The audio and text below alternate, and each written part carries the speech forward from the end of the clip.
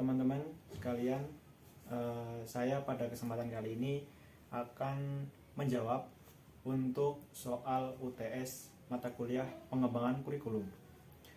Untuk soal yang pertama, yakni apa pentingnya urgensi atau manfaat pengembangan kurikulum untuk yang pertama, yakni untuk mahasiswa MPI, yang kedua untuk lembaga sekolahan.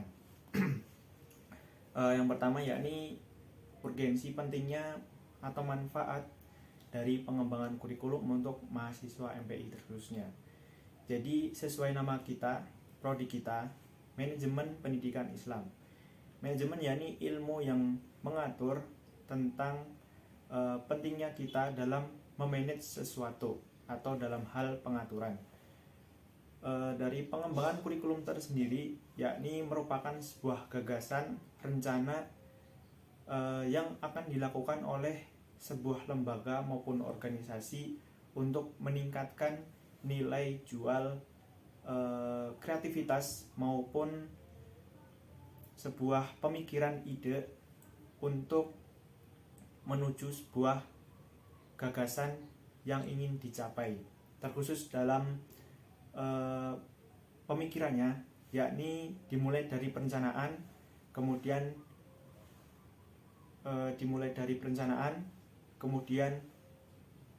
pelaksanaan, kemudian evaluasi. Ada 3 pokok dalam pengembangan kurikulum ini. Jadi ini sangatlah bermanfaat untuk kita mahasiswa MPI, terkhususnya untuk mengelola lembaga suatu saat nanti. Terus yang kedua yakni manfaat urgensi untuk lembaga sekolahan. Jadi jika kita itu tahu dasar dan tujuan apa kita di dalam pendidikan tersebut, tentu akan sangat mudah untuk mencapai tujuannya. Jadi model pengembangan kurikulum yakni sebuah sistem dinamis yang berasal dari perencanaan kurikulum guna menuntun kepada sebuah hak dengan pelaksanaan ini. Dan pengembangan kurikulum ini merupakan hasil action atau sebuah ide dari sebuah pemikiran yang telah dipikirkan atau dirancang guna menuju sebuah tujuan pendidikan.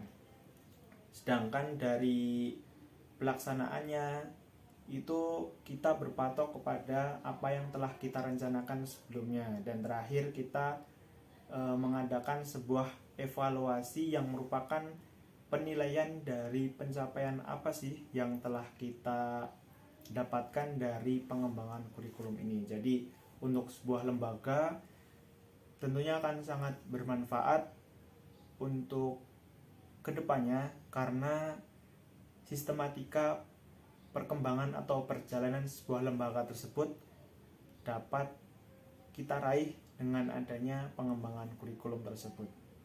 Kita lanjut kepada soal yang kedua, yakni mengenai hubungan landasan dengan komponen pengembangan kurikulum. Jadi dalam kesempatan kali ini pertanyaannya jelaskan ya mengenai kedua hubungan dari landasan juga dengan komponen pengembangan kurikulum sendiri. Jadi untuk pengembangan kurikulum itu sendiri yakni merupakan materi ataupun isi sebagai bahan ajar yang diberikan kepada siswa tentunya. Jadi dengan bahan ajar tersebut seorang siswa itu mampu dengan leluasa mempelajarinya, kemudian bisa menerapkannya di berbagai perubahan juga tingkah laku. Jadi saat pembelajaran tersebut mengingatkan kepada pentingnya pengembangan kurikulum. Jadi dari perkembangan kurikulum tersebut seorang siswa itu mampu merubah dirinya dari segi tingkah laku, kemudian dari metode belajar, terus dari analisis pembelajaran, tentunya juga dengan hasil lainnya.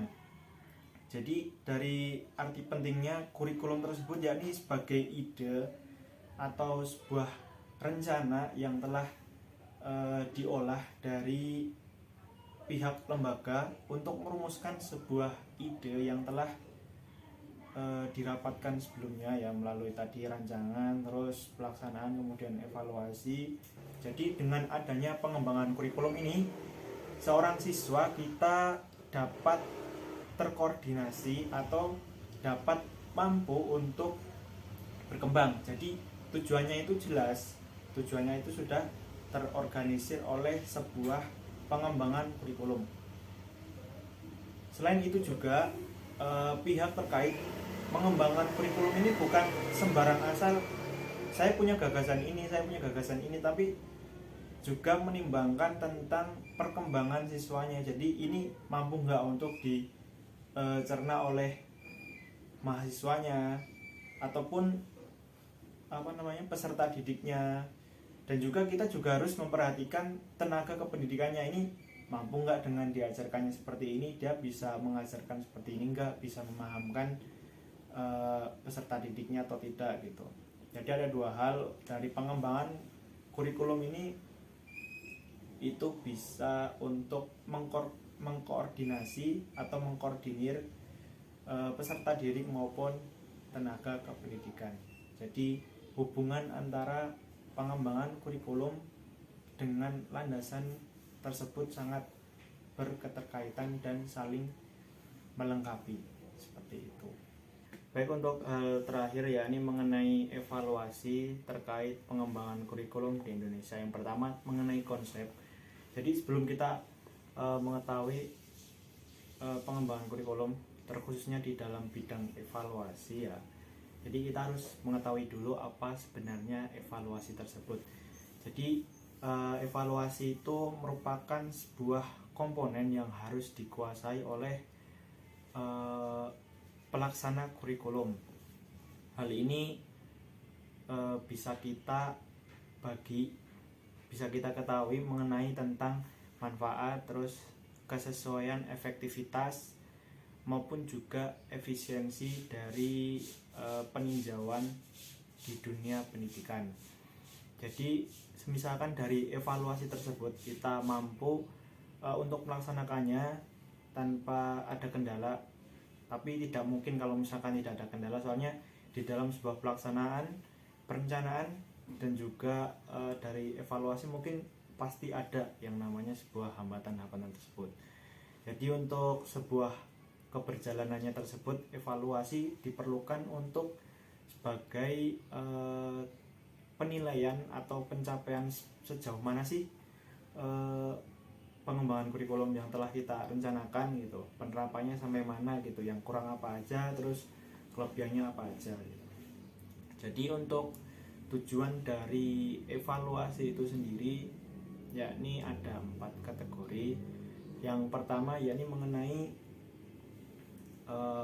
efektivitas. Jadi ditinjau dari efektivitas tersebut, kurikulum tersebut mampu tidak untuk diterapkan. Jika misalkan kita itu mampu untuk diterapkan, maka kita akan mempatenkan pengembangan kurikulum tersebut sebagai bahan ajar atau sebagai dasar tujuan kita dalam pencapaian pembelajaran.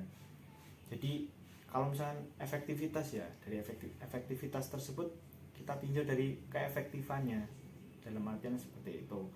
Terus yang kedua yakni mengenai efisiensi.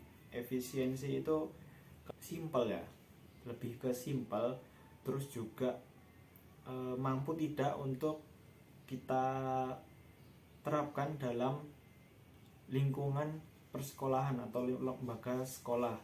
Jadi dengan adanya efisiensi itu bisa seperti halnya simpel tersebut, terus mudah untuk dipahami oleh tenaga pendidik maupun peserta didik. Jadi misalkan dari yang kedua itu tadi mengenai efisiensi tersebut bisa berjalan, maka pengembangan kurikulum yang telah dirumuskan terus dilaksanakan, terus ada evaluasi tersebut itu cocok dengan apa yang telah kita laksanakan, tentunya kan dipatenkan tersebut. Terus yang selanjutnya yakni mengenai relevansi. Dalam artian kata tersebut relevan. Jadi kayak istilahnya cocok untuk diterapkan, relevan, sesuai dengan pemikiran pengajar juga dengan peserta didik. Relevan tersebut sebenarnya bermacam-macam, cuman saya kategorikan relevan itu bisa dipahami dengan mudah. Jadi dengan relevansi pengembangan kurikulum tersendiri mampu disampaikan dan juga mampu untuk dilaksanakan. Itu seperti itu intinya. Dan yang terakhir yakni mengenai kelayakan program.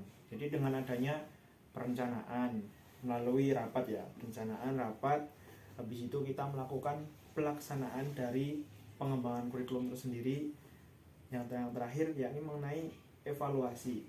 Jadi di antara tiga ini kalau misalkan kita telah mampu untuk mengembangkan atau melaksanakan tanpa ada miskomunikasi atau ya kendala-kendala lainnya lah, itu misalnya dikatakan layak untuk ditetapkan, maka mungkin dari pihak lembaga akan memantetkan kurikulum tersebut.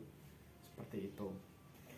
Nah, yang terakhir, bagaimana kalau misalkan saya menjadi Menteri Pendidikan, langkah apa saja agar tujuan dari model pengembangan kurikulum tersebut berjalan di Indonesia. Jadi kita menerapkan seperti yang telah saya sampaikan tadi di awal. Jadi kita melalui perancangan. Jadi perancangan tersebut harus harus tertera, tujuan kita harus tertera, terus juga kita bersifat objektif maupun juga komprehensif. Jadi fungsi dan lain sebagainya itu harus kita pikirkan dulu di perancangan tersebut. Apabila telah mantap untuk dilaksanakan, maka kita lanjut kepada pelaksanaan.